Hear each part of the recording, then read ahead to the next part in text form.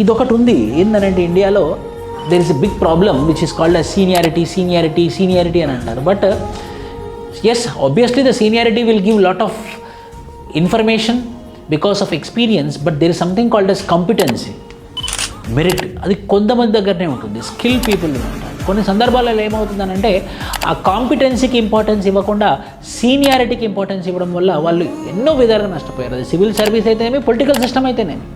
Political సిస్టమ్స్లో కూడా ఇతను పార్టీ పట్టుకొని ఎన్ని సంవత్సరాల నుంచి ఉన్నాడు కాబట్టి ఇతనికే టికెట్ ఇవ్వాలి అని అంటే అతనికి కాంపిటెన్స్ ఉందా, అతనికి మెరిట్ ఉందా, అతనికి సత్తా ఉందా లేదా అని కాకుండా ఇన్ని సంవత్సరాల నుంచి పార్టీని పట్టుకొని ఉన్నాడు కాబట్టి అతను టికెట్ ఇవ్వాల్సిందే.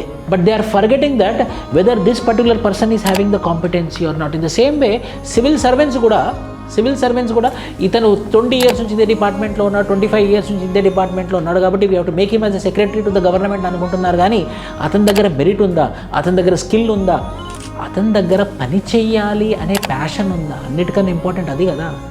ఒక మార్పు తీసుకురావాలి అనే ఆలోచన ఉన్నదా లేదా అని కాకుండా సీనియారిటీకి ఇంపార్టెన్స్ ఇవ్వడం వల్ల Indian governance is getting impacted like anything.